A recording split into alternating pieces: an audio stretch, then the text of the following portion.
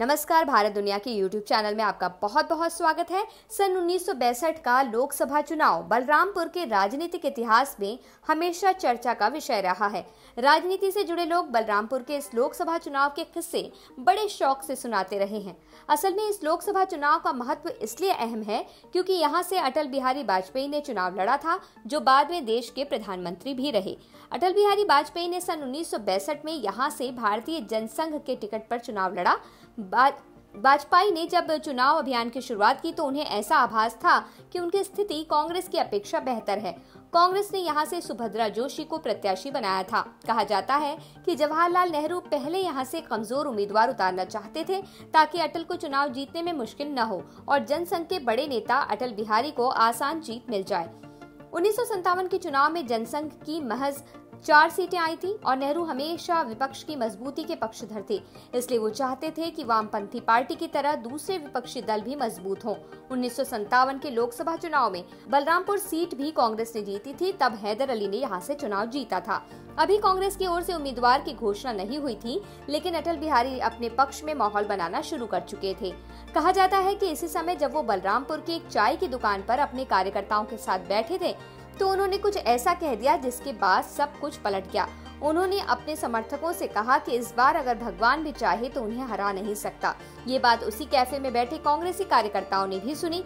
ये बात कांग्रेसी कार्यकर्ताओं को तो बुरी लगी, साथ ही अटल के साथ बैठे जनसंघ कार्यकर्ताओं ने भी इसको अच्छा नहीं माना। कहा जाता है कि इसके बाद कांग्रेसी कार्यकर्ताओं का एक समूह कांग्रेस नेता और तत्कालीन प्रधानमंत्री जवाहरलाल नेहरू के पास पहुंचा। उन्होंने गुजारिश की कि बलरामपुर से सुभद्रा जोशी को ही चुनाव लड़ाया जाए। इसके बाद नेहरू ने सुभद्रा जोशी को बलरामपुर से कांग्रेस का टिकट दिया।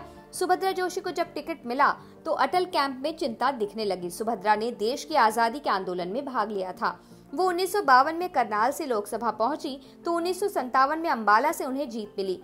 सुभद्रा का राजनीतिक रिकॉर्ड इतना मजबूत था कि अटल कैंप को लगा कि अब चुनाव में जीतना बहुत मुश्किल है। अटल ने चुनाव अभियान और तेज कर दिया। अटल को समर्थन मिलने लगा और वहीं सुभद्रा भी कड़ी टक्कर दे रही थी। इसी समय अटल ने एक अशोभनीय बयान दे दिया। असल में सुभद्रा अपने प्रचार में एक कहती रहती थी कि यदि वो चुनाव जीती तो साल के 12 महीने और महीनों के 30 दिन उनकी सेवा को तत्पर रहेंगी। इसी बयान के जवाब में अटल ने एक जनसभा में उपहास करते हुए कहा, सुभद्रा जी कहती हैं कि वे महीने के 30 दिन मतदाताओं की सेवा करेंगी। मैं पूछता हूं कैसे करेंगी? महीने में कुछ दिन तो महिलाएं सेवा करने लायक रहती ही नहीं हैं। कुछ विश्लेषक मानते हैं कि वाजपेयी के इस बयान ने उनकी हार निश्चित सी कर दी।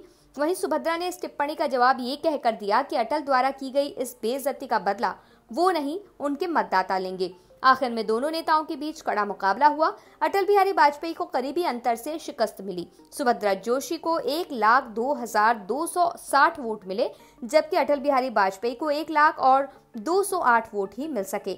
हालांकि 1967 के लोकसभा चुनाव में अटल बिहारी वाजपेयी ने सुभद्रा जोशी को बलरामपुर लोकसभा सीट से हरा दिया। इस तरह से चुनावी मुद्दों से जुड़ी कुछ ऐतिहासिक घटनाओं के बारे में जानने के लिए भी जुड़े रहिए हमारे चैनल के साथ। नमस्कार।